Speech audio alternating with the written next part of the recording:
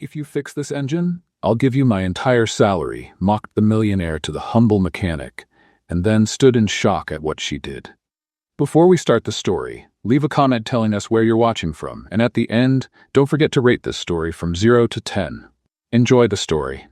Robert Mitchell walked into a mechanic shop for the 8th time, on the edge of losing his patience and his mind. The engine of his 1970s Chevelle SS, his personal treasure and the pride of the Mitchell family, had died right in front of Barnes & Sons Auto Repair, a garage tucked away on a side street in Brentwood, Tennessee. Robert looked at the place with disdain. "Is this where engines come to say goodbye?" he muttered to himself. The sign on the front was crooked, with some letters missing. Dust-covered tires were stacked outside. He sighed. This was all that was left. He walked to the shop entrance. At the back of the garage, he saw someone bent over the hood of an old truck. Dirty boots. Greasy jeans. A figure that looked just as old as the shop. He walked over and asked, not hiding the sarcasm in his voice, "Is there anyone here who can fix a real classic?" The person stepped out from under the hood. She wiped her hands on a worn cloth, lifted her face, and answered with a sharp smile, "I'm the mechanic, Sarah Barnes. I can take a look at your car." Robert went silent for a moment. She was young, covered in grease, looked ordinary, and far too confident. He raised an eyebrow. "You?" She nodded. "That's right. Miss, with all due respect, I've taken this car to 7 specialty shops. No one could figure out what's wrong with the engine, not even the best engineers in Nashville." Sarah crossed her arms, leaned against the truck bumper, and replied with a half-sarcastic smile, "That only happened because you didn't come here first." Her boldness almost made him laugh. "Almost. If you fix this engine, I'll give you my entire salary," he said with a mocking smile. Sarah smiled back, with even more sarcasm. "All right, but I want it in cash." Robert blinked. Her reply hit his pride like a slap. He expected a "just kidding" or a polite laugh, but she didn't even flinch. She just walked over to a rusty cabinet, pulled out an old toolbox with the name E. Barnes, handwritten on it, and walked up to the Chevelle like she was about to open a family secret. "Pop the hood?" she asked. Robert did it without thinking. Sarah studied the engine for a minute, like she was listening to something no one else could hear. She took a piece of hose, touched it to the engine block, and listened closely from the other end. Her expression was serious, but calm, experienced despite her age. In less than 10 minutes, she removed 2 parts, made a manual adjustment to the ignition line, and cleaned the connectors with a short-bristled brush. "Try it now," she said, stepping back.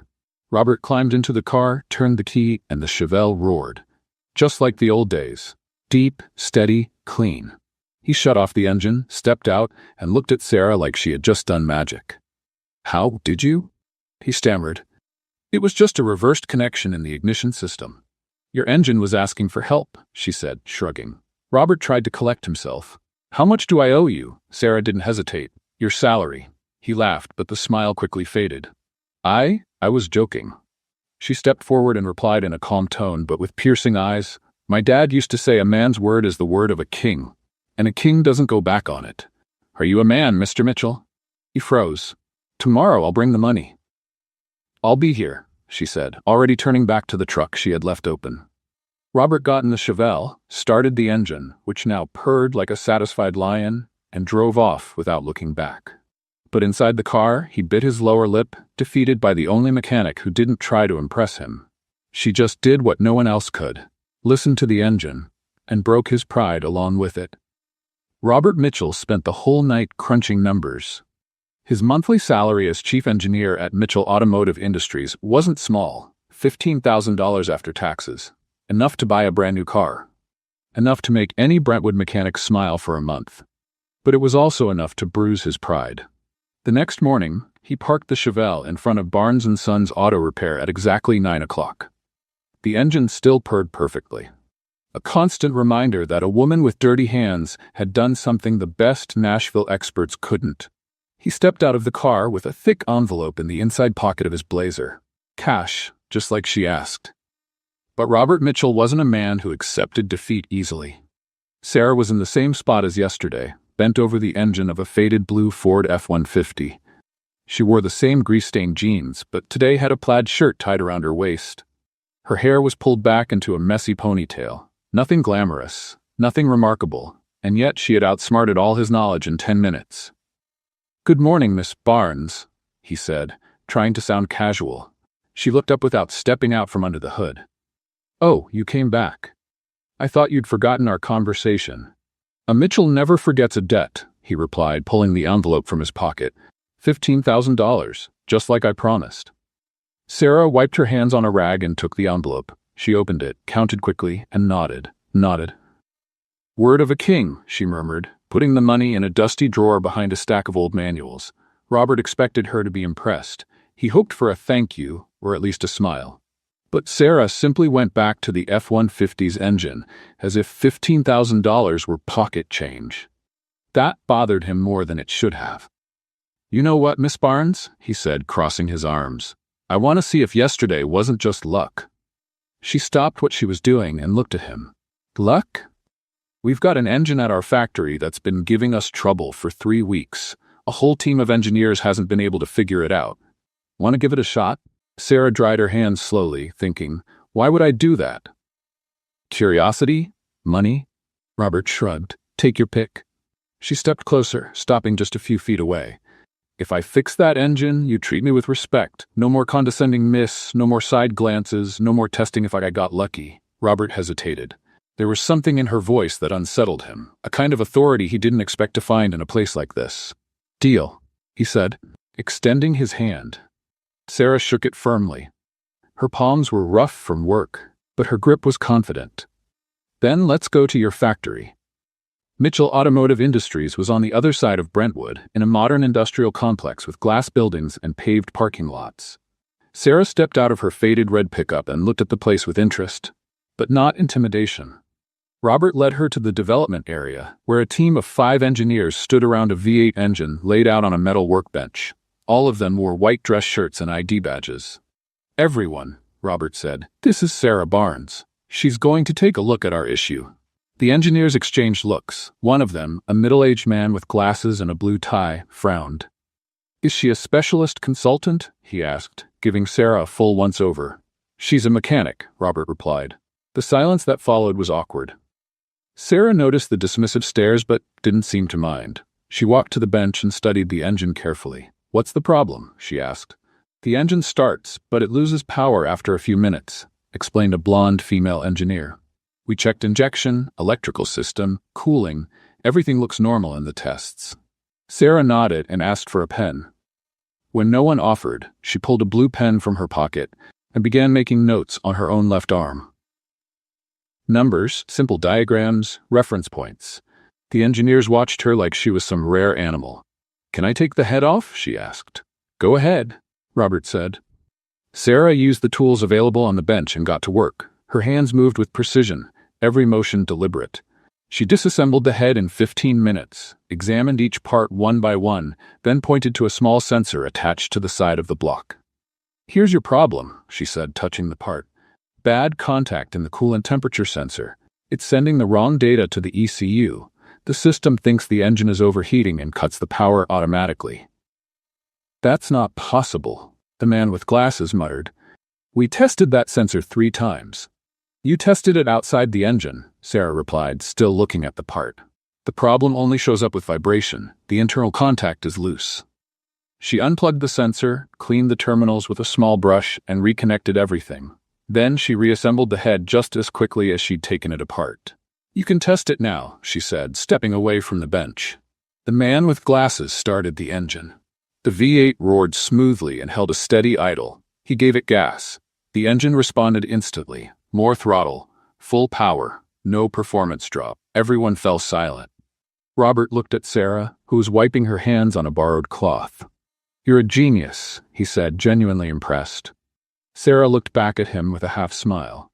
"I prefer to be called a mechanic." She returned the tools, waved to the team, and headed for the exit.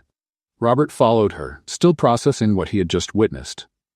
"How did you know?" he asked, catching up with her in the hallway. "I listened to the engine," she replied, without stopping. "It told me where the problem was." "Engines don't talk." Sarah stopped and turned to him. "To those who know how to listen, they do. You just have to learn their language." She continued walking toward the exit, leaving Robert standing in the hallway with more questions than answers, and with the absolute certainty that Sarah Barnes was far more than just a small-town mechanic. She was a mystery he had to figure out. Robert Mitchell barely slept that night.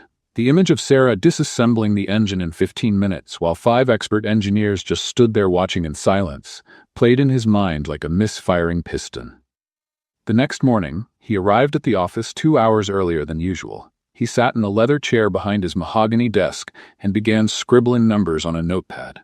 Base salary, benefits, health plan, profit sharing. What would it take to convince someone like Sarah Barnes to work for him? At 10 a.m., he buzzed Jennifer, his secretary, through the intercom. "Jen, prepare an employment contract. I'll need it this afternoon." "For which position, Mr. Mitchell?" "Senior consulting engineer. Starting salary at $80,000 a year with reviews every 6 months. Jennifer wrote it down but hesitated. "Have you discussed this with HR?" "No need. I'll do the interview myself." At 2 in the afternoon, Robert returned to Barnes & Sons Auto Repair, this time wearing a light blue dress shirt without a tie, trying to appear less formal. Still, he felt out of place in that environment. Sarah was under a black Dodge Ram, only her legs visible. He heard the sound of wrenches and a few muffled words in Spanish, words that likely weren't compliments about the suspension system. "Miss Barnes?" he called. "If this is another test, you can leave," she answered from under the truck. "I've already proven my point. Actually, I came to make an offer." Sarah slid out from under the Dodge, sat on the floor, and looked at him curiously. She had an oil smudge on her left cheek and messy hair. "What kind of offer?" Robert pulled a contract from his blazer's inside pocket and unfolded it carefully. "A job. At Mitchell Automotive Industries, $80,000 a year plus benefits. You'd be our senior consulting engineer." Sarah took the paper and read it quickly, frowning. Then she handed it back to him. "No, thank you." Robert blinked, confused. He had prepared for negotiation, maybe a request for more money, questions about hours, not a simple and direct no. "You didn't even think about it," he said. $80,000 is 4 times more than you probably make here." "So what?" Sarah stood and began wiping her hands on a dirty cloth. "I'm fine here in my dad's shop. He taught me everything. This is where I belong." "Your dad?" Robert looked around. "Where is he?" Sarah pointed to a framed photo on the wall next to a 2019 calendar. The picture showed a middle-aged man smiling in a blue jumpsuit with a wrench in his hand.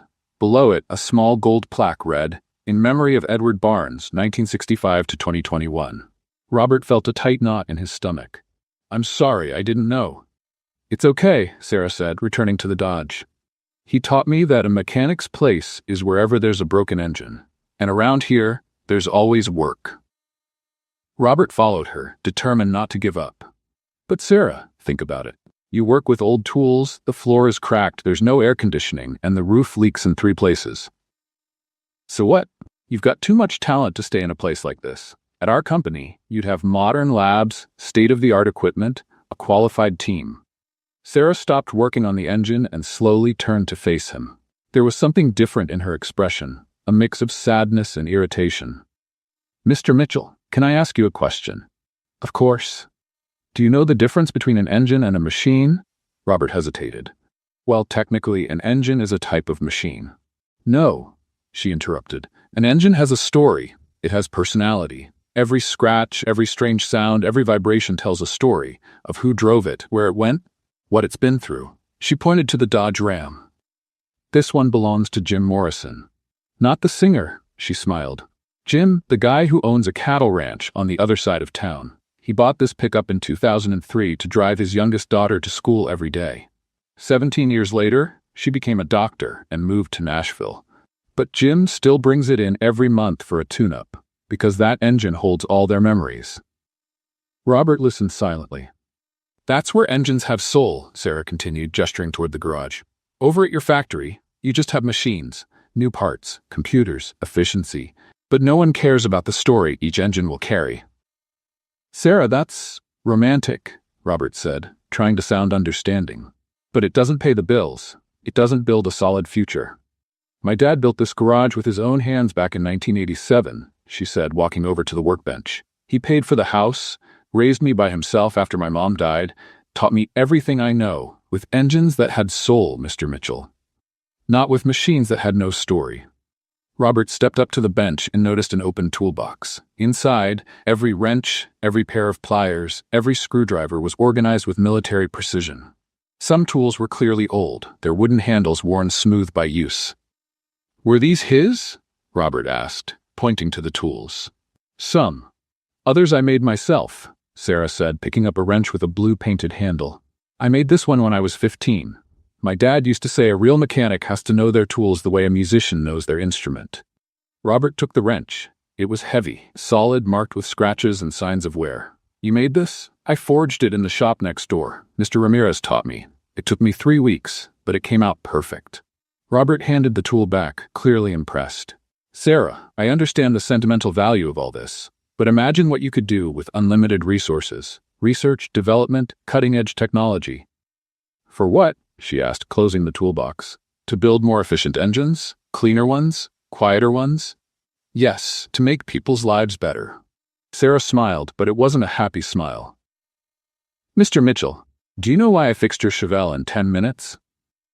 Because you're talented. Because I listened. I lay down under it, put my hand on the engine, and listened to what it was trying to tell me. At your factory, no one listens. You measure, calculate, run tests, but no one stops to ask, what does this engine need to feel alive? Robert frowned. Engines don't feel alive, Sarah. They're machines. Exactly, she said, picking up a screwdriver and heading back to the Dodge. That's exactly what I'm talking about. She disappeared under the car again.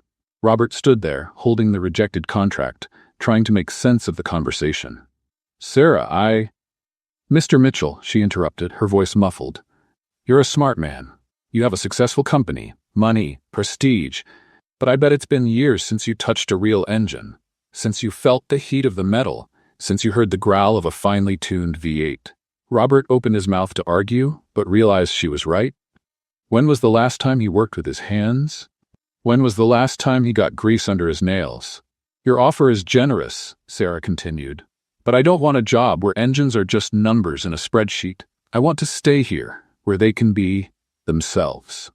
Robert folded the contract and slipped it into his pocket. Can I ask you something? He said. Go ahead.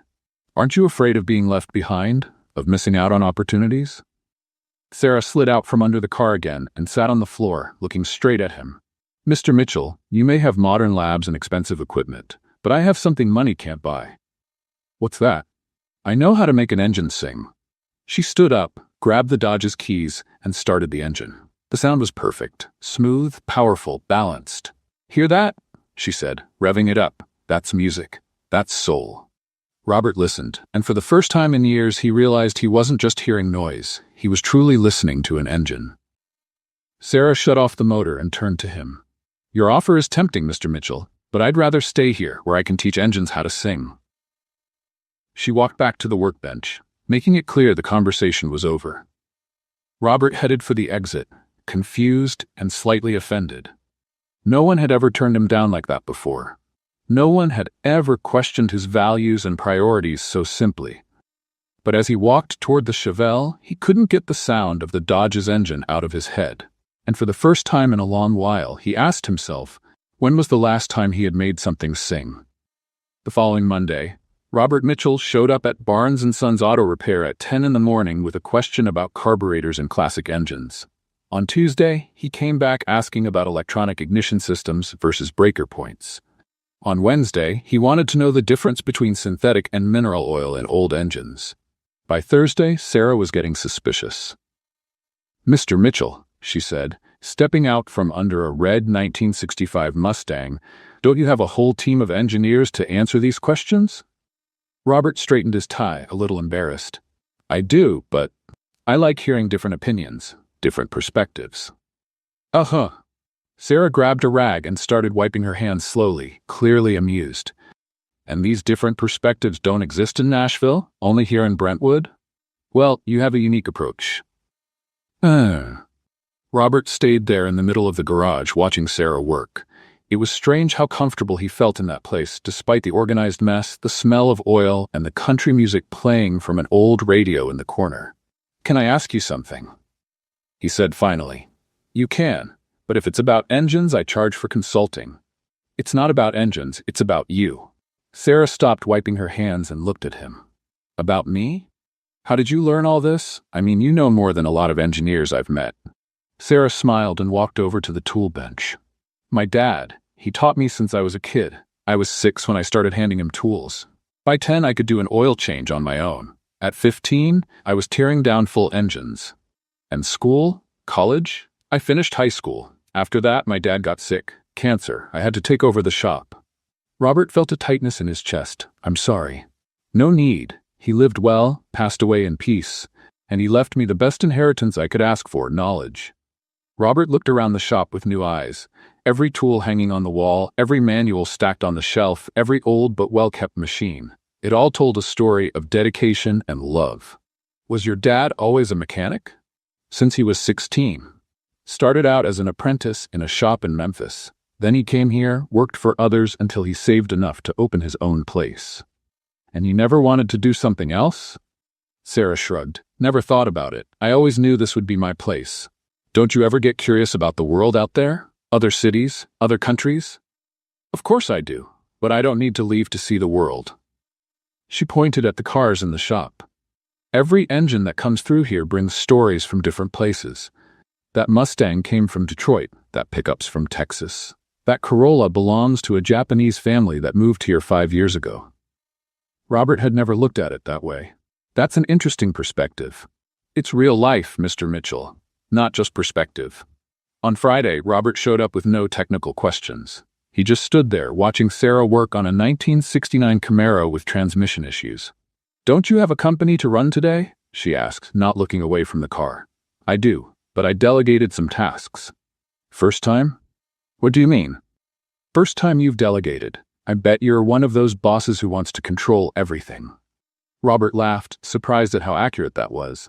How can you tell? The way you talk. Always so serious, so formal. A man who doesn't trust others to do the job right. It's not that I don't trust. Yes, it is. Sarah smiled. But it's okay. I'm the same way with my engines. Robert spent the rest of the morning watching Sarah work. There was something almost hypnotic in the way she moved, how her hands always found the right tool without looking, how she could diagnose a problem just by listening. Can I try? He asked suddenly. Try what? Helping. Handing you tools I don't know. Sarah looked him up and down. In that outfit? Robert looked at his gray suit and silk tie. I can take off the jacket. And the tie. And the tie. And those Italian shoes. Robert hesitated. The shoes too?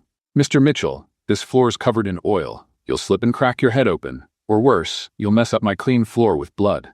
Robert laughed and took off the shoes, standing there in just his socks. There, now can I help? Sarah studied him for a second, amused. Trying to become an intern? Maybe. All right then. Grab that 15mm wrench. Robert looked at the tool bench, totally lost. There were dozens of wrenches, all different sizes. This one? He asked, picking one at random. That's a 12. The 15 is the third from the left. Robert grabbed the right tool and handed it to Sarah. Thanks. Now hold this hose while I tighten the connection. They worked together for about an hour. Robert was clumsy but trying his best. Sarah was patient, though she didn't hold back her sarcastic comments about his lack of practical skills. For an engineer, you're pretty bad with your hands, she said as Robert dropped a screwdriver for the third time. It's been a while since I worked directly with tools. How long? Robert thought for a moment. About 15 years? 15 years? Sarah stopped what she was doing. You haven't touched an engine in 15 years? I've had other responsibilities. Like what? Management, strategic planning, meetings with investors. Important stuff. It is important. More important than this? She pointed at the Camaro's engine. Robert didn't know how to answer. At that moment, a boy around 12 appeared at the entrance of the garage. He was thin, with messy brown hair and clothes that were clearly not new. He had a school backpack on and a big smile on his face. Hi, Sarah, he called out, running toward them. Hey, Chewy. Sarah opened her arms for a hug. How was school? Boring. The math teacher gave us weekend homework. Tough life. The boy noticed Robert and frowned. Who's this guy in a tie? This is Mr. Mitchell. Mr. Mitchell, this is Chewy. He helps me here in the shop after school. Robert waved to the boy. Hello, Chewy. Hi. Chewy looked him over from head to toe. Why aren't you wearing shoes? He was helping me, Sarah explained. Helping? Chewy laughed. Men in suits don't know how to work on engines.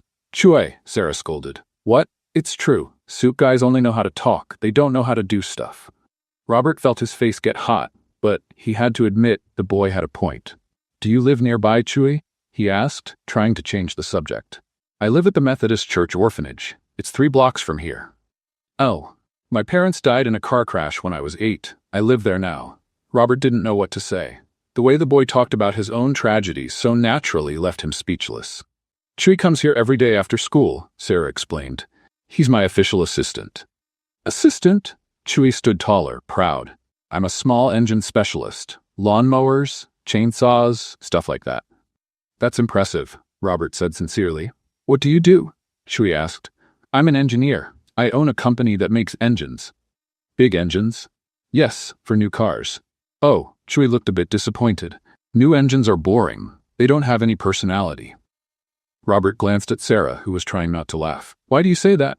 Because they're all the same, Chui explained like it was obvious. Old engines are different. Each one has its own way, its own mood. This Camaro here, for example, he likes to accelerate slowly. If you try too fast, he stalls. How do you know that? Sarah taught me. She knows how to talk to engines. Robert spent the rest of the afternoon watching Sarah and Chui work together. It was clear she had become a mother figure to the boy. She taught him with patience, corrected him gently, and protected him with fierce instinct. Sarah's a good cook too, sitting on a tall stool next to the workbench. She makes the best grilled cheese sandwich in Tennessee. Chui, stop telling Mr. Mitchell my life story, Sarah said, embarrassed. Why? He seems nice. Kind of clumsy, but nice. Robert laughed. Thanks, I think. Sarah should date someone, Chui went on, ignoring the death stare she gave him. She works too much. She never goes out, never has fun.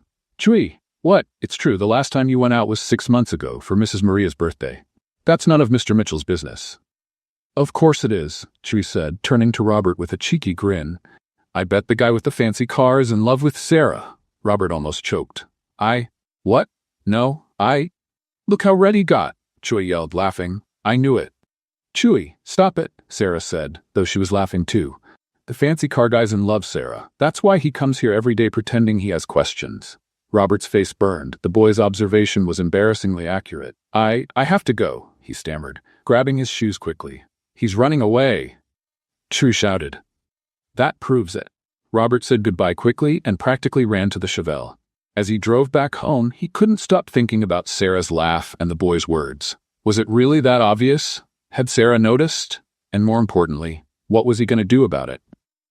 Because for the first time in years, Robert Mitchell had to admit that a 12-year-old orphan was absolutely right. He was in love. Robert Mitchell spent the weekend trying not to think about Sarah Barnes. He tried to focus on financial reports, production spreadsheets, anything that could keep him busy. But every time he started the Chevelle, the smooth sound of the engine reminded him of her hands adjusting the ignition, the confidence in her movements, the way she talked to engines like they were old friends. And Chui's words kept echoing in his mind. The guy with the fancy car is in love. On Monday morning, he walked into his office determined to forget about Barnes Auto and focus on what really mattered: business. He had a meeting with investors at 10, a conference call with the development team at 2, and a stack of contracts waiting for his signature. But the moment he sat down and turned on his computer, his mind went back to Sarah saying his company only had machines, no engines with soul. The comment had struck a nerve, something deeper he didn't want to admit. At 9 in the morning, instead of reviewing the investor presentation, Robert found himself walking through the company hallways toward the basement archive. He didn't know exactly what he was looking for, but he had a strange feeling, like there was something important he'd missed. The archive at Mitchell Automotive Industries filled a massive room in the basement of the main building. Metal shelves stretched from floor to ceiling, hacked with boxes sorted by year and department. Robert rarely went down there. Why bother with old paperwork when he had assistants for that? But today was different. He started with the boxes from the 1980s, when his father was still running the company. Gerald Mitchell had been a practical man, focused on results, who had turned a small family shop into a multi-million-dollar business. Robert had always admired him for that. The first box held supplier contracts, faded invoices, and company correspondence. Nothing interesting. The second had sales reports and market analysis. Still nothing. It was in the third box that he found it. Between a folder of registered patents and another of shelved projects, there was a thick manila envelope with a handwritten label, Barnes Project, 1987-1989, confidential. Robert's heart started racing. Barnes, same last name as Sarah. He opened the envelope carefully and pulled out a stack of documents. On the first page, a detailed technical design for a new type of carburetor, signed John E. Barnes, technical consultant. Date, March 15, 1987. Robert recognized the design immediately. It was the foundation of the electronic injection system that Mitchell Automotive had patented in 1990, and that went on to become one of the company's most profitable products in the years that followed. He kept flipping through the documents. More designs, more innovations, all signed by John Barnes. A more efficient cooling system, a valve configuration that reduced fuel consumption by 15%, improvements in the transmission system that increased engine durability. Every one of these ideas had later been developed and patented by Mitchell Automotive. Everyone had brought in millions in profits over the years. But nowhere did Robert find John Barnes's name on the official patent records. At the bottom of the envelope, he found a letter, dated December 10, 1989, addressed to Gerald Mitchell, signed by John Barnes. Mr. Mitchell, as we discussed yesterday, I confirm that I will no longer be able to provide consulting services to your company. Personal circumstances are forcing me to leave Nashville, making it impossible to continue our partnership. Thank you for the opportunity, and I trust that the projects I developed over the last 2 years will be useful for the growth of Mitchell Automotive.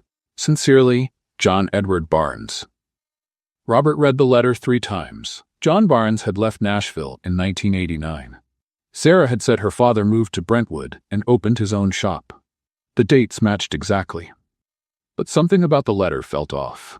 The tone was formal, almost cold, as if John Barnes had been forced to write it.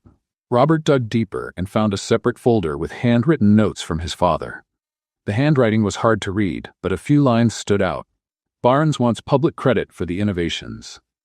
Explain that consulting work is confidential by nature. Increase payment if necessary to ensure secrecy. If he doesn't agree to the terms, consider terminating the contract. Robert felt his stomach turn. Slowly, the situation was becoming clear. John Barnes had developed groundbreaking innovations for the company. He wanted public recognition for his work. Gerald Mitchell had refused, probably to keep full control over the patents and profits. John Barnes had been forced to choose between well-paid anonymity and his professional integrity. And he had chosen his integrity. Robert kept digging and found more documents, confidentiality agreements signed by John Barnes, intellectual property transfer agreements, clauses giving Mitchell Automotive exclusive rights to any innovation developed during the consulting period. All perfectly legal, all completely unethical. His father had bought John Barnes' talent and then erased his name from the story. Robert went up to his office in shock. He canceled the meeting with the investors, locked the door, and stared out the window without seeing anything. His company, his fortune, his reputation, all built on the work of a man who had never received the credit he deserved. And that man was the father of the woman he was falling in love with. The irony was too cruel to be a coincidence. At 2 p.m, Robert was back in the archives, this time with Jennifer, his secretary, who helped him locate all documents related to the Barnes project. There was much more material than he had expected. "Mr. Mitchell," said Jennifer, flipping through a patent folder, "how many millions did these projects bring in for the company?" Robert did a quick mental calculation. About 200 million over the past 30 years. And this John Barnes never received any royalties? Apparently not. Jennifer let out a low whistle. That's complicated. That's putting it mildly. Robert spent the rest of the afternoon reviewing every document, every contract, every note. The more he read, the less he admired his father, and the more guilty he felt. John Barnes had been a genius.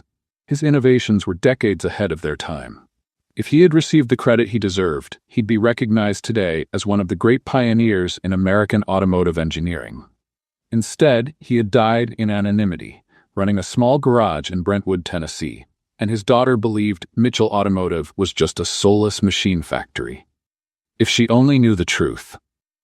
Robert pictured Sarah's reaction when she found out that the company trying to recruit her was the same one that had stolen her father's legacy.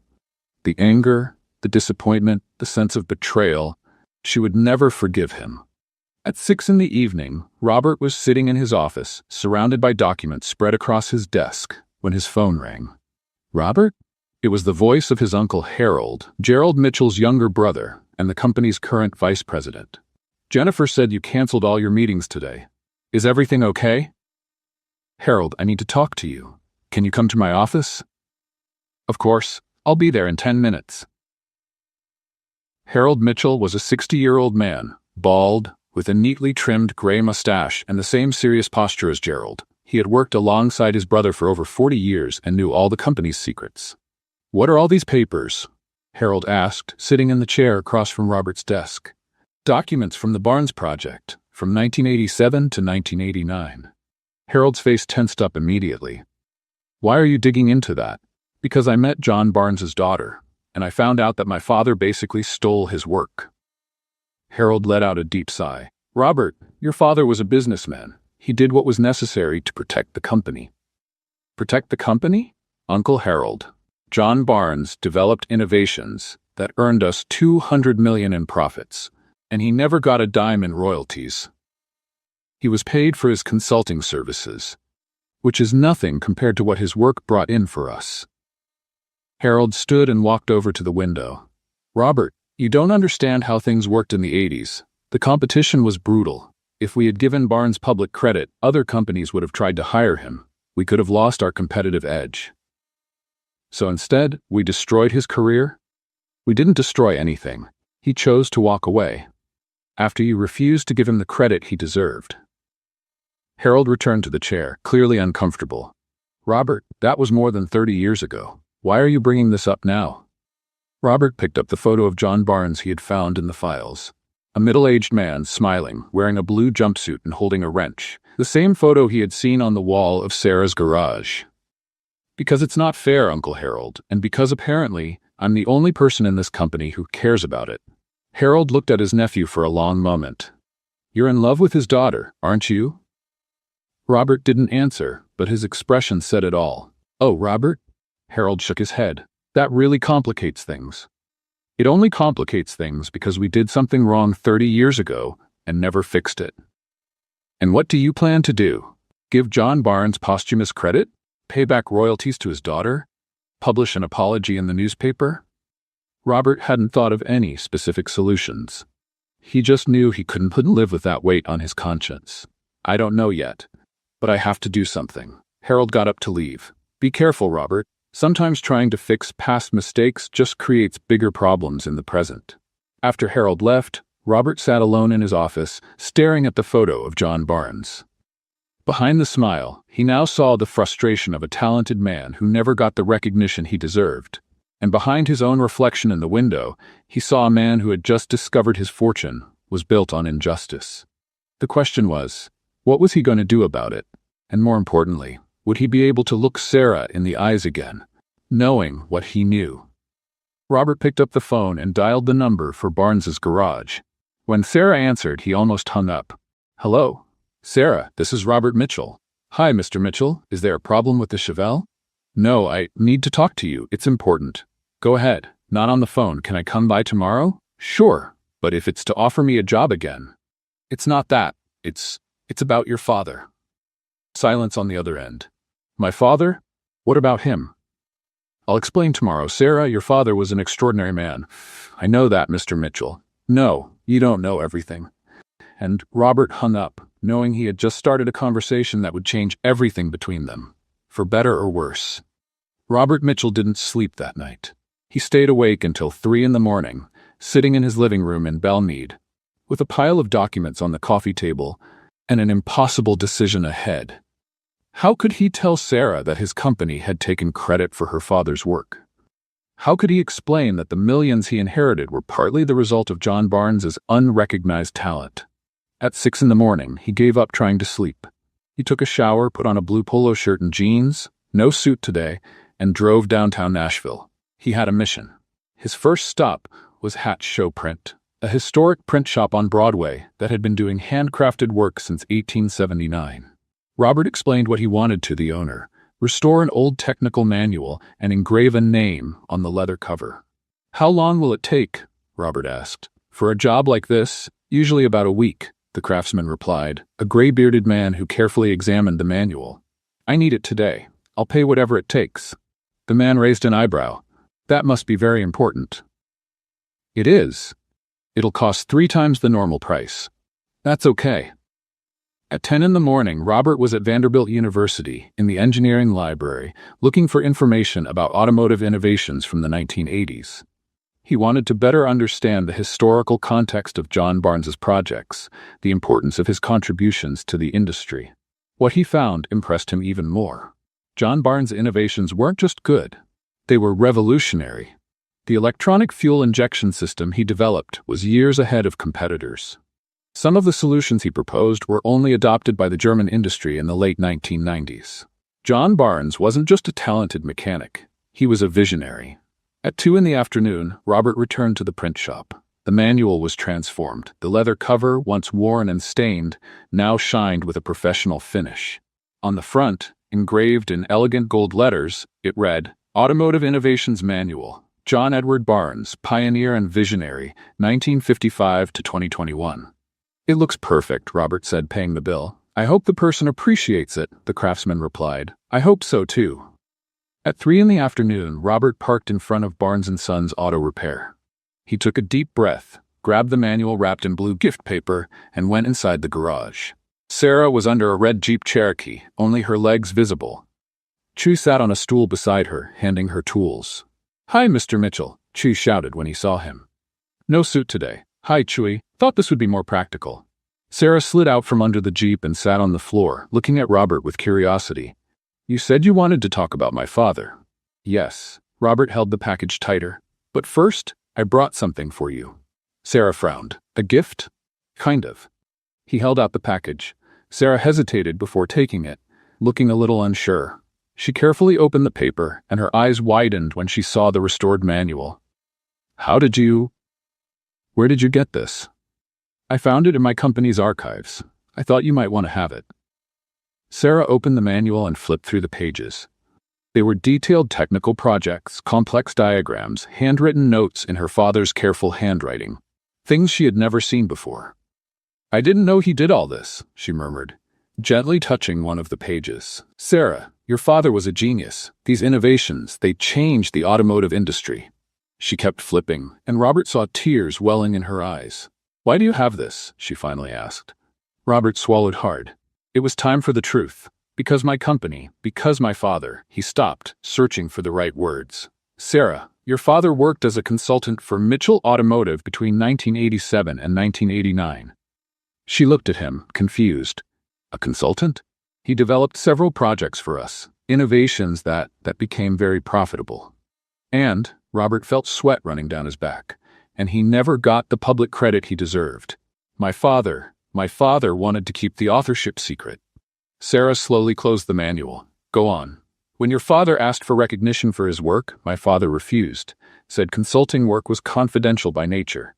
Your father, he chose to leave instead of accepting the anonymity." Sarah stood slowly, holding the manual to her chest. "You're telling me your company stole my father's work?" "It wasn't theft, technically.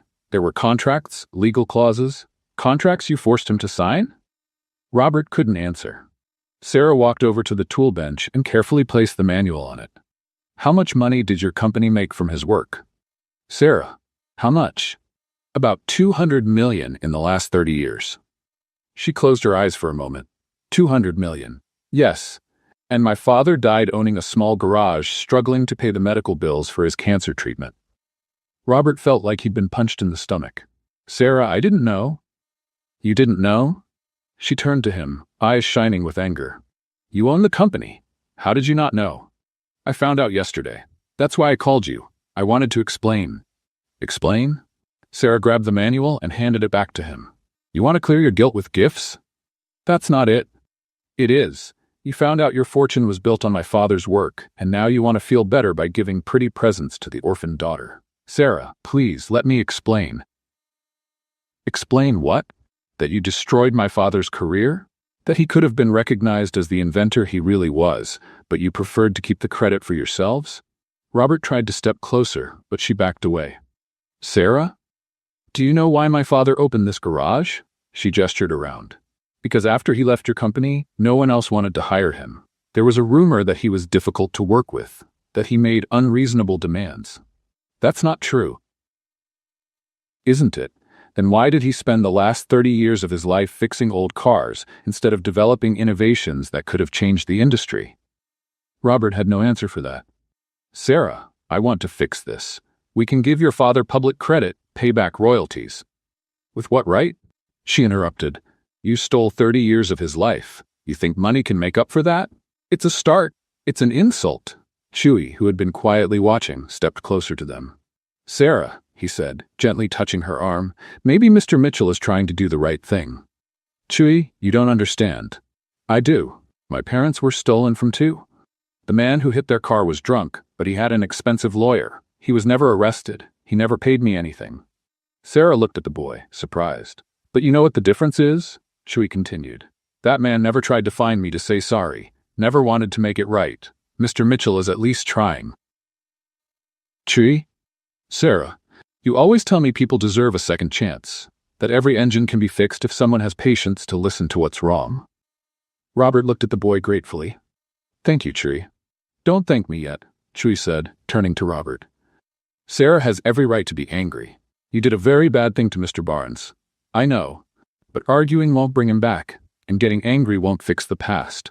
Sarah wiped her eyes with the back of her hand. Chewie, you're too young to understand these things. I'm young, but I'm not dumb. He walked over to the tool bench and grabbed a wrench with a red ribbon tied to the handle. Mr. Mitchell, Sarah only trusts people who build things together. Robert took the wrench, confused. What do you mean?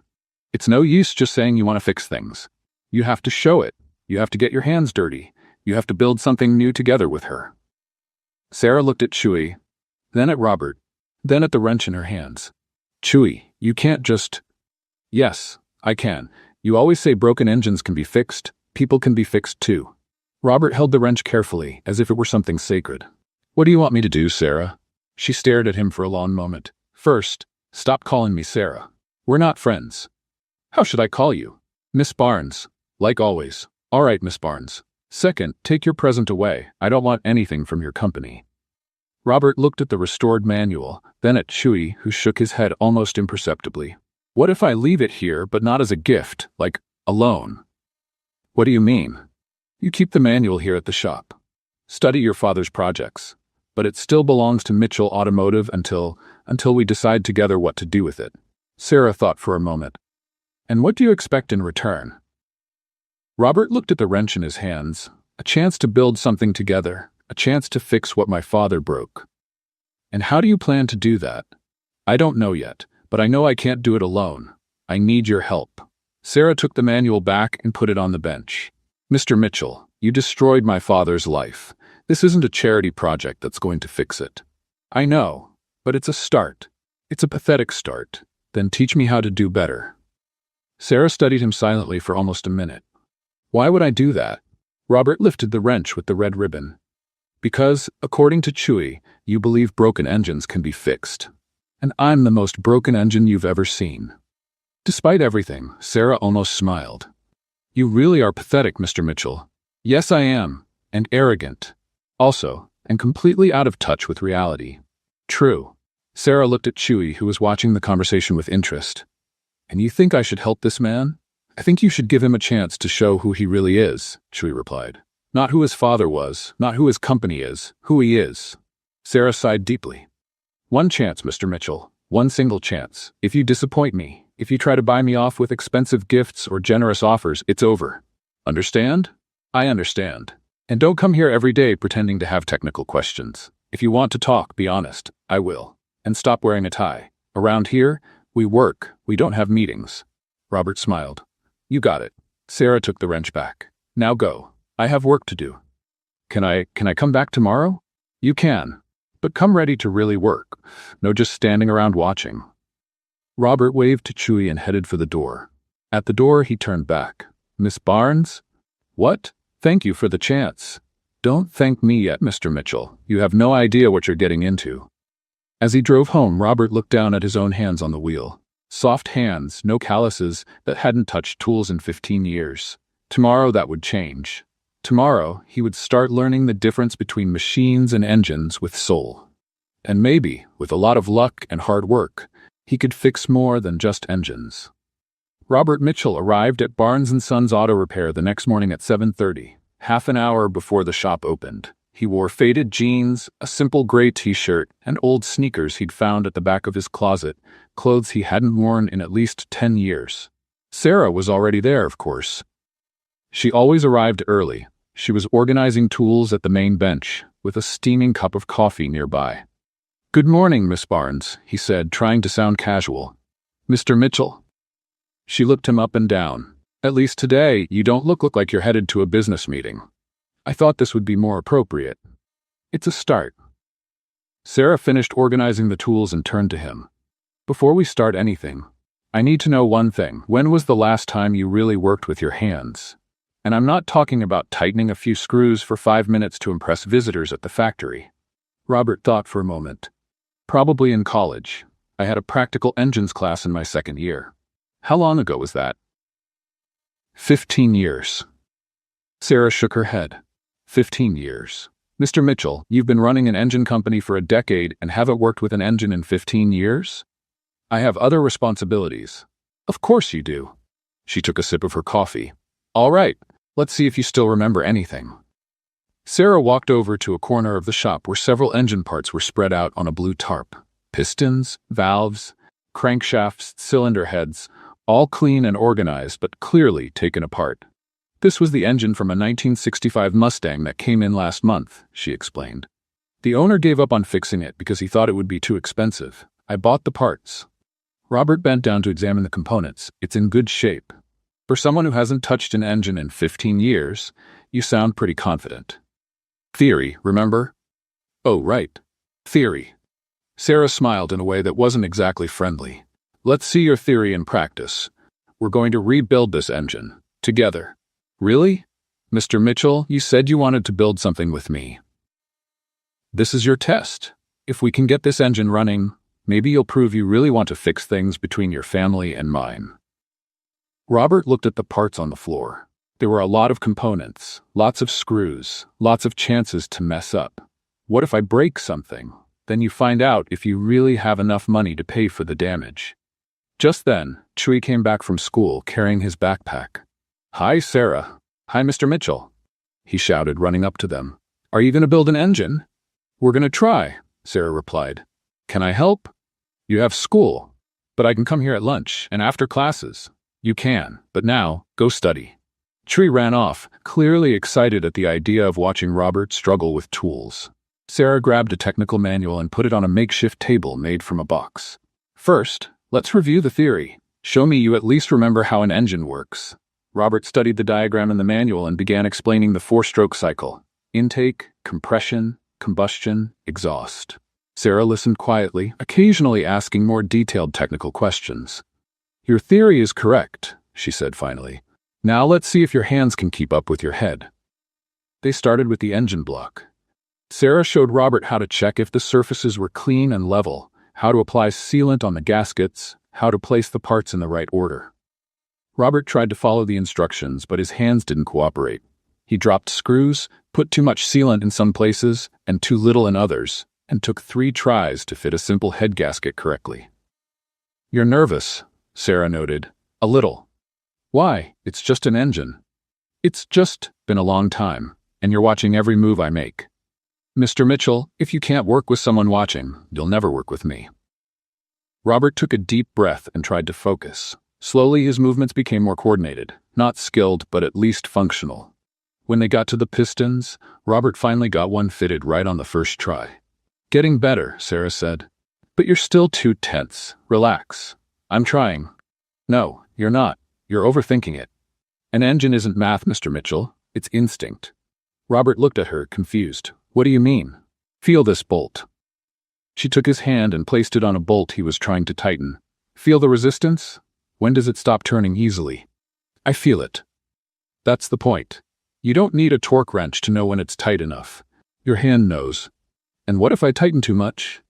Then you learn not to tighten too much next time. Robert tried to follow her philosophy. Instead of calculating the force mentally, he tried to feel what the bolt was telling him. It worked better than he expected. You're starting to get it, Sarah said, watching him work. They spent the whole morning assembling the engine. Sarah was a tough but fair teacher. She corrected Robert's mistakes without embarrassing him, but didn't accept sloppy work either. Again, she said when Robert tried to install a valve without checking if the surface was completely clean. But it's almost clean. Almost doesn't count. Again. Robert removed the valve, cleaned everything again, and reinstalled it. This time, it was perfect. Better, Sarah said. At lunchtime, Chewie showed up as promised, bringing sandwiches for all three of them. How's it going? He asked, sitting on the floor beside them. Your friend here knows theory but has office hands, Sarah said, biting into her sandwich. Robert laughed. Thanks for the encouragement. It's true, Sarah insisted, but she was smiling. You think too much. You want to calculate everything. Engines don't work like that. How do they work then? You talk to them, listen to what they need, feel where the problem is. Engines don't talk, Miss Barnes. They do. You just haven't learned their language yet. Chewie laughed. Sarah's right. I've seen her talk to engines. Sometimes they answer. That's not crazy, Sarah said seriously.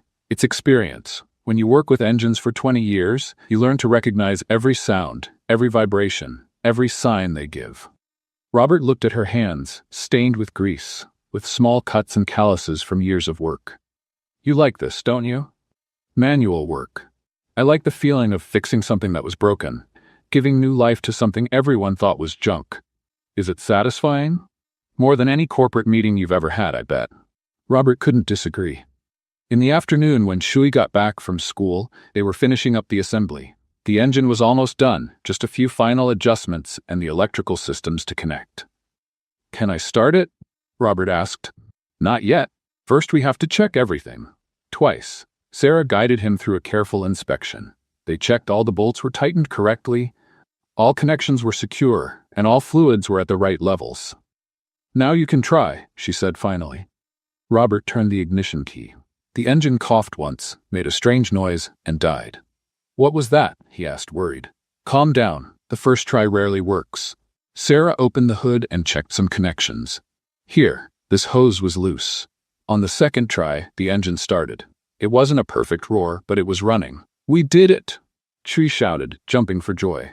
Robert smiled, surprisingly moved. It was just an old engine, but it was something he built with his own hands, for the first time in 15 years. How do you feel? Sarah asked. Good. Really good, actually. Different from signing contracts? Completely different. Sarah turned off the engine and closed the hood. Mr. Mitchell, we still have a lot of work ahead. This engine runs, but it's not perfect. It'll need adjustments and improvements. Like our situation. Exactly. She looked him straight in the eye. Today you proved you can get your hands dirty. You can listen to instructions and follow directions. That's a start. Only a start? Mr. Mitchell, you've been away from real engines for 15 years. One day's work won't make up for that. But today you showed you have potential, if you want to keep learning. Robert looked at his grease-stained hands, the tools spread around the engine they had built together. I want to keep going. Even knowing it's going to be hard? That I won't go easy on you? Especially because of that. Sarah smiled, the first real smile she had given him. Then we'll be back tomorrow. We'll tune this engine until it sings. And after that? Then we'll see if you really learned anything about engines with soul. As they cleaned the tools, Chewie came up to Robert. Mr. Mitchell, can I ask you something? Of course. Why do you want so badly to impress Sarah? Robert stopped cleaning the wrench he was holding. It's not about impressing, Chewie. It's fixing something that was broken. The engine? Among other things. Chewie nodded as if he understood perfectly. Like my dad always said, the best things in life need to be built slowly, with patience. Your dad was a wise man. He was. I think you two will be friends. Friends? You and Sarah, after you finish fixing each other. Robert looked at Sarah, who was organizing tools on the bench. She worked with economy of movement, every gesture precise and necessary. There was a grace in her skill that he had never noticed in anyone else. I hope so, Chewie. It will be. Broken engines can always be fixed. People too. When Robert left the shop that afternoon, his hands were dirty, his back ached, and he was more tired than after any day in the office. But he was also more satisfied than he had felt in years. For the first time since discovering the truth about John Barnes, he felt he might really be able to fix things, one bolt at a time. 3 weeks later, Robert Mitchell had become a regular at Barnes & Sons Auto Repair. Every day at 7 in the morning, he parked his Chevelle in front of the shop and spent the next 8 hours learning everything Sarah was willing to teach. And she taught a lot.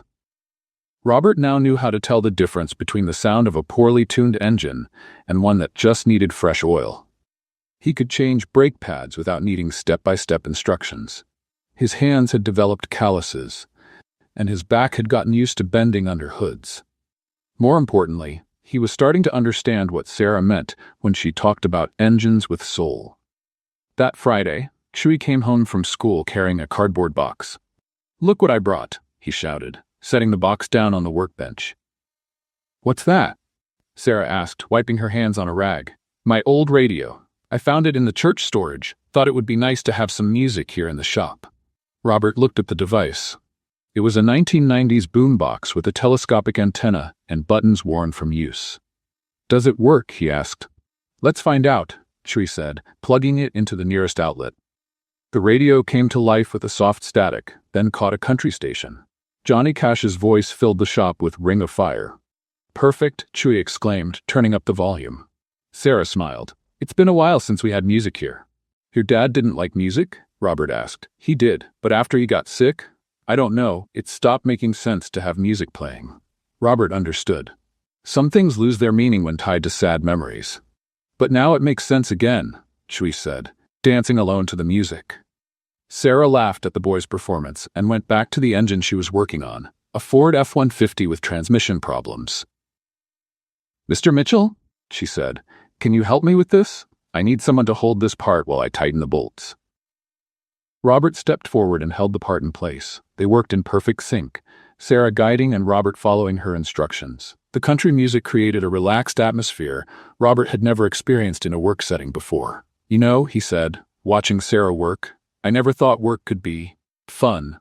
"Fun?" "Relaxing. Satisfying. I don't know, different."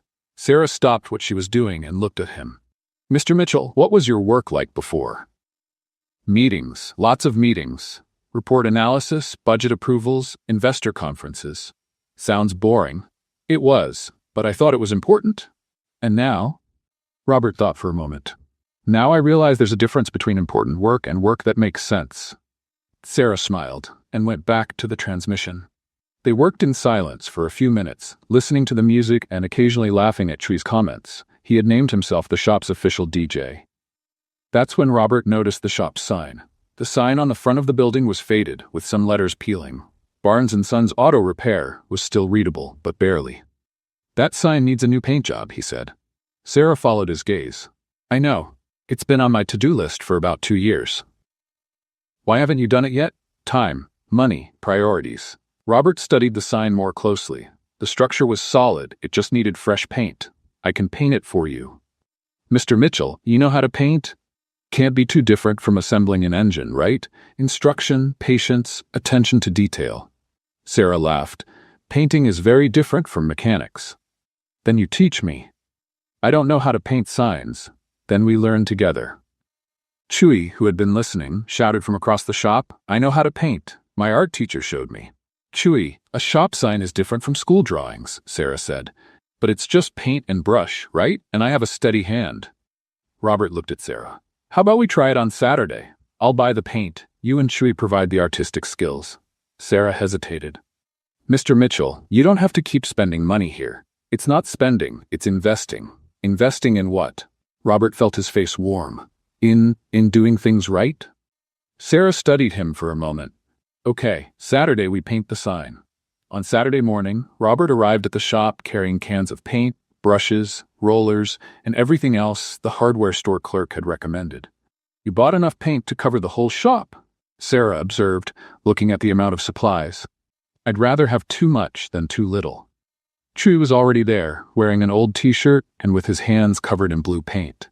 I already started, he shouted, showing a wooden board where he had painted Barnes and Sons in crooked but enthusiastic letters. Shui, that's not the shop sign, Sarah said. I know, I'm practicing.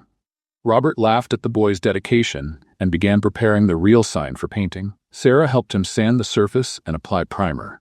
You really don't know how to paint, she said, watching Robert struggle with the brush. I'm learning. You're making a mess. That's part of the learning process. Sarah grabbed another brush and started painting next to him. Her movements were much steadier, even though she had no experience with signs. How do you make this look so easy? Robert asked. Same as with engines, patience and instinct.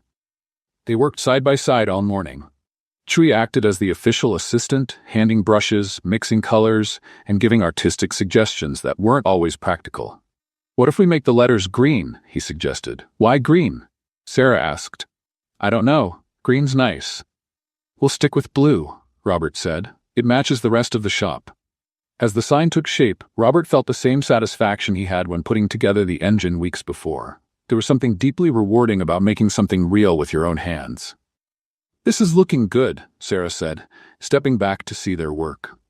Really? Really? For someone who's never painted a sign before, you're doing well. Robert smiled, proud of the compliment. They finished painting late that afternoon. The sign looked much better than Robert expected. The letters were even, the color was bright, and the final result looked professional. It looks great, Chui exclaimed, admiring their work. It really does, Sarah agreed. Thank you, Mr. Mitchell. My pleasure. They started cleaning up the paint supplies when Robert noticed Sarah was quieter than usual. Something wrong? He asked. No, just thinking. About what? Sarah stopped cleaning the brush she was holding. How strange this all is. What? This. You here, helping with things that have nothing to do with your company. Painting signs, putting together engines, handing me tools. Robert didn't know how to answer. Is it strange in a bad way? I don't know yet. Shui, sensing the tension, grabbed the radio and turned up the volume. A livelier song started playing. You're both too serious, he said. We just did some good work. We should be celebrating. Sarah forced a smile. Chui's right, it really did turn out great. But Robert could tell something was bothering her. Sarah, Miss Barnes, if something's wrong... There's nothing wrong, she interrupted, a little sharply. Everything's fine. Doesn't sound like it. Mr. Mitchell, don't analyze me like I'm one of your business reports. The sharpness in her voice caught him off guard. I wasn't analyzing. I was trying to understand. Understand what? Why you suddenly got strange. Sarah set the brush down on the bench harder than needed. Maybe because I still don't understand what you really want here. What do you mean? You show up here every day, help with everything, act like you're part of the family. But I don't know if that's real or just another test. Robert frowned. A test? To see if I'm trustworthy, if I'm competent enough, if I deserve you to fix my dad's situation. Sarah, it's not like that. Isn't it? Then why do you still act like you're judging me all the time? I don't act like that. You do. You watch everything I do, analyze every word I say, like you're checking if I pass your approval test. Robert felt frustration rise. That's not true. Isn't it? Then why do you never fully relax? Why does it always seem like you're waiting for me to prove something? Because I want you to trust me. Robert exploded. The silence that followed was broken only by the music from the radio. Chui stopped moving the brushes and looked at them. I want you to trust me. Robert repeated quietly. And I don't know how to make that happen. Sarah stared at him. Mr. Mitchell, trust isn't something you earn through tests or approval. It's something you build through honesty. I've been honest. You've been polite, respectful, helpful, but honest. I'm not sure. What do you mean? I mean, you're still trying to impress me instead of just being yourself. Robert opened his mouth to argue but stopped. There was truth in what she said. He really was trying to impress her, trying to prove he deserved a chance to fix things. You're right, he admitted. Am I? I'm afraid if you get to know the real me, you won't like what you find. Sarah took a step toward him. And who is the real you, Mr. Mitchell? Robert took a deep breath.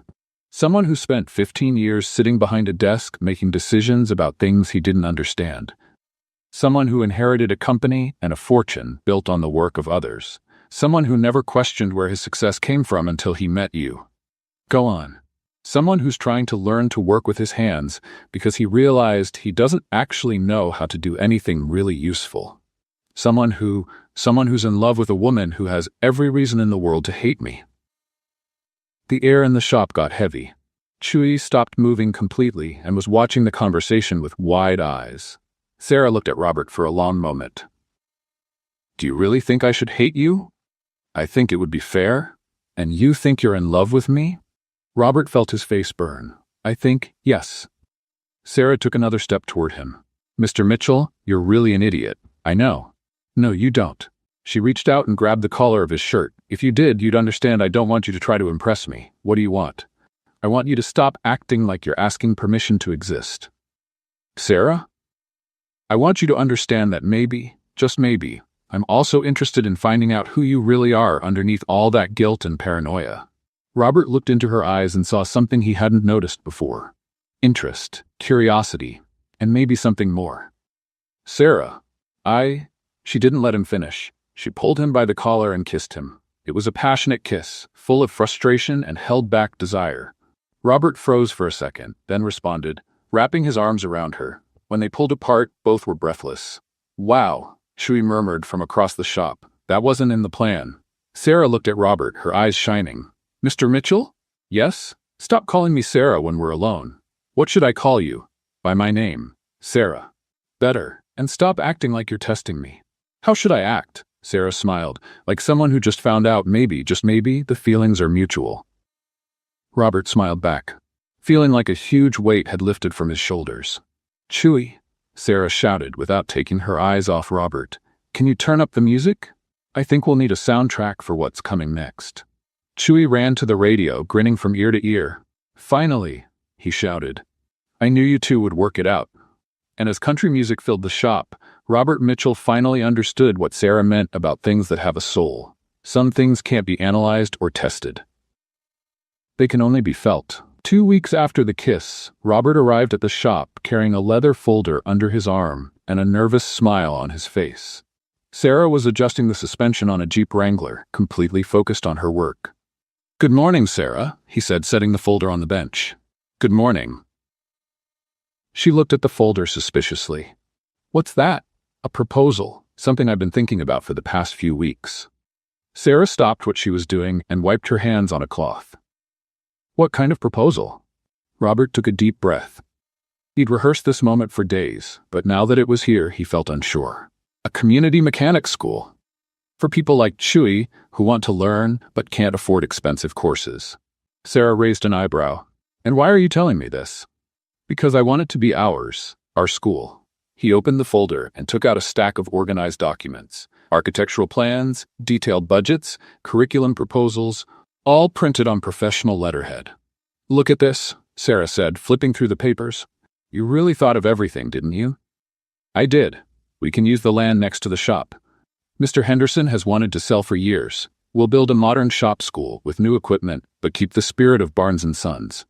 Sarah kept reading, but her expression grew darker. And the name? She asked. Barnes Motors Community Mechanics School. Barnes Motors. In honor of your father, and you. Sarah reached the last page of the documents and stopped. There it was, the partnership contract. She read it once, then again, frowning. Robert, there's a mistake here. Where? Here in the contract. It says I'm co-founder and you're an investor partner. That's not a mistake. What do you mean it's not a mistake? You're paying for everything. You had the idea. Robert stepped closer to her. Sarah, the idea only came because I met you, because I learned there's a difference between teaching theory and teaching passion for the work. You'd be the technical director. I'd just be the funder. Robert, look at this. He pointed to a specific clause. 50% of the profits will go to a scholarship fund for underprivileged kids, like Chewie. Sarah looked at him in disbelief. Are you serious? Completely serious. Just then, Chewie came home from school, carrying his backpack and a big smile. Hi, everyone. What are you? He stopped when he saw the document spread out. What's all this? Crazy, Sarah muttered. Opportunity, Robert corrected.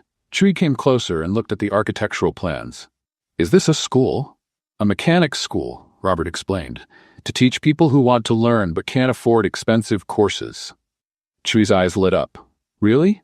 Could I study there? You'd be one of the first students, Robert said. Sarah shook her head. Robert, this is very generous, but I don't understand why you want to do this.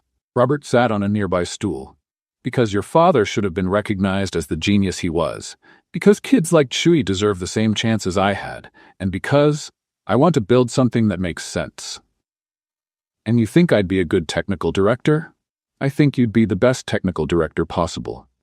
Sarah looked at the contract again, then at Chewie, who was studying the plans with fascination. There's one condition, she finally said. What?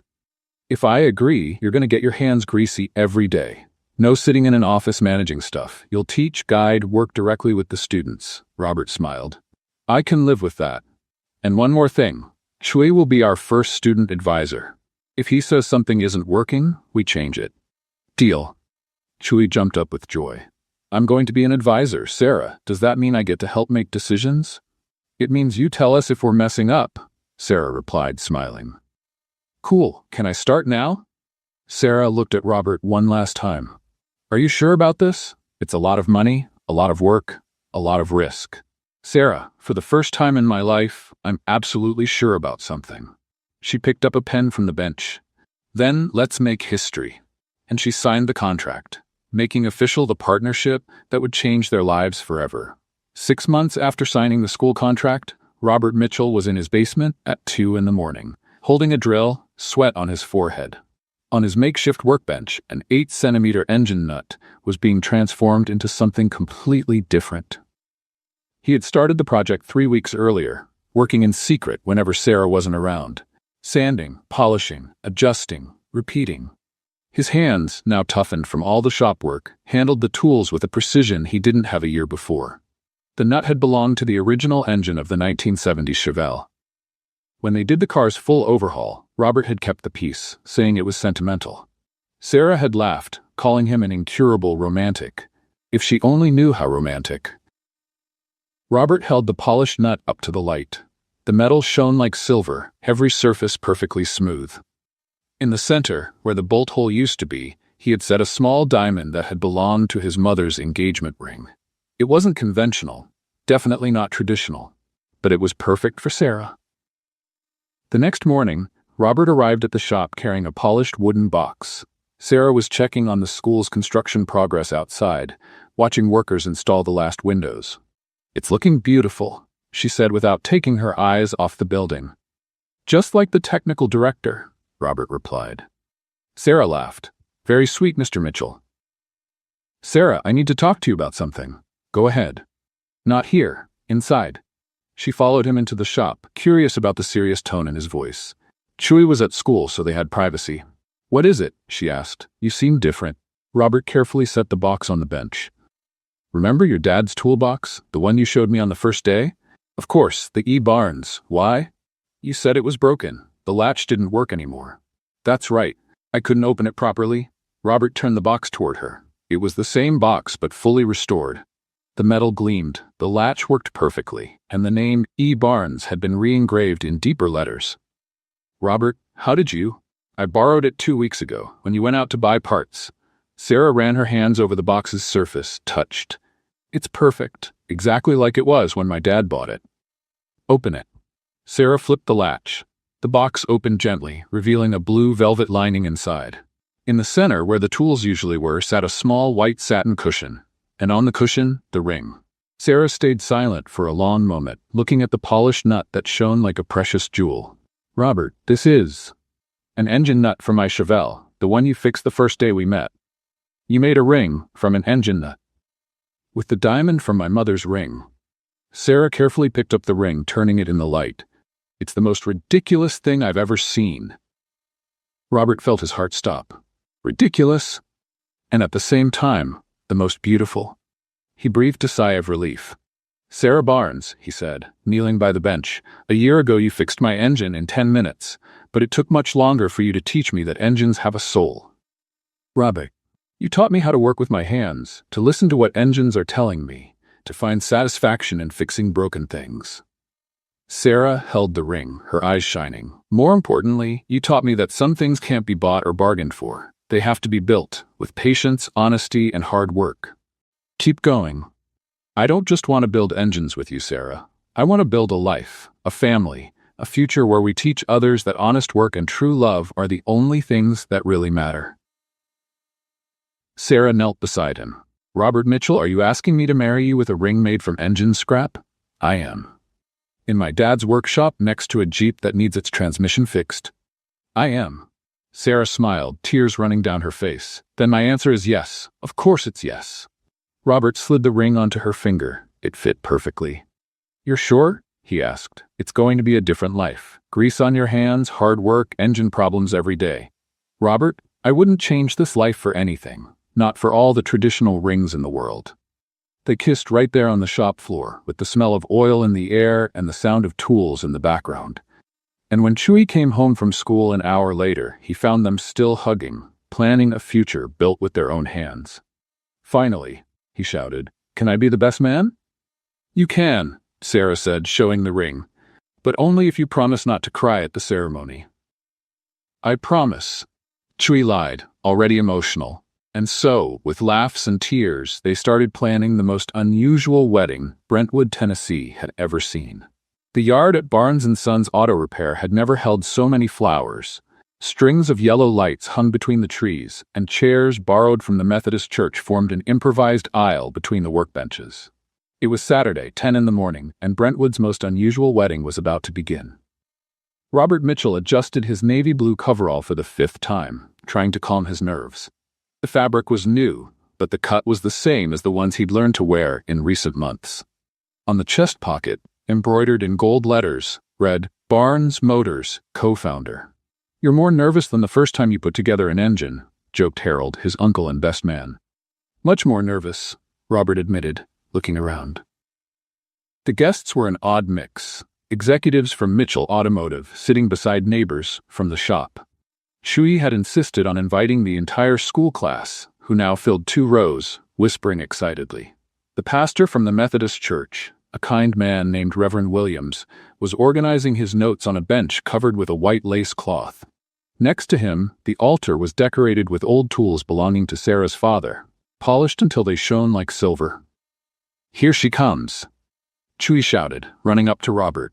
The boy wore a small, borrowed suit and carried a miniature toolbox, painted white and decorated with blue ribbons.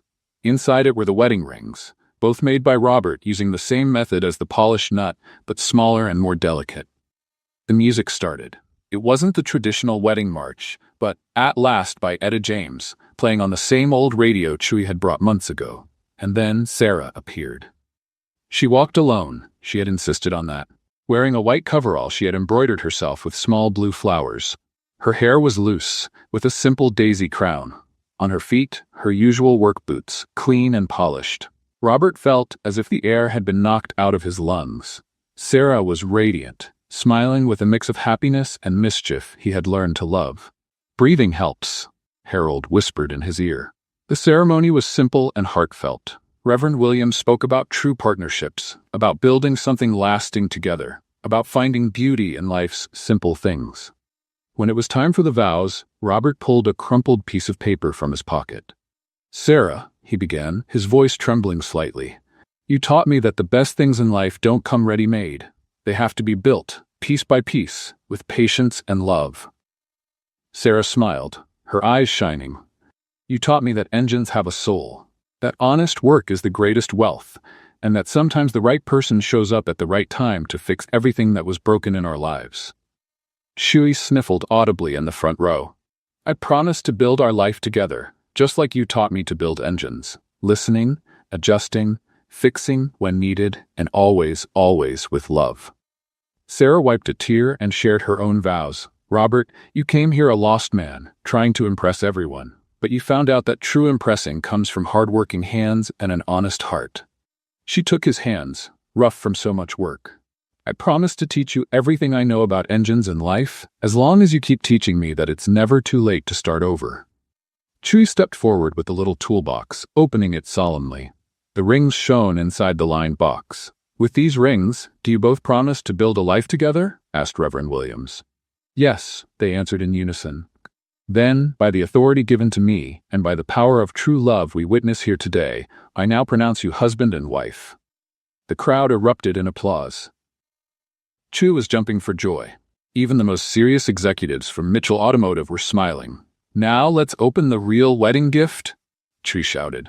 Robert and Sarah walked hand in hand to the newly built school. In front of the building, covered by a white cloth, was the engine they had built together on the very first day, the 1965 Mustang, now mounted on a special stand with a golden plaque. "First Barnes engine, in memory of Edward Barnes, visionary." "Together?" Robert asked. Sarah nodded.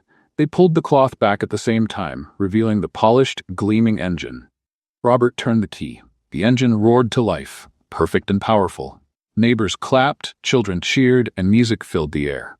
Sarah came close to Robert and whispered in his ear, "Now you're a man of your word, and of engines." Robert kissed her right there, in the middle of the celebration, with the sound of the engine they had built together echoing in the background. "We did it," he said. "Did what?" "Build something that will last forever." Sarah smiled, looking around, at Chewie dancing with the kids, at the school that would teach generations of mechanics, at the engine purring like a promise for the future. Robert Mitchell, he finally learned the difference between machines and engines with a soul. Learned? Yes, because now you know the best things in life can't be bought. It can only be built. With love, hard work, and lots of patience. And while the party went on around them, Robert and Sarah stayed wrapped in each other's arms. What did you think of Sarah and Robert's story? Leave your thoughts in the comments. Rate this story from 0 to 10. Subscribe to the channel and hit the bell to follow all our stories, and check out more emotional stories by clicking here on the end screen.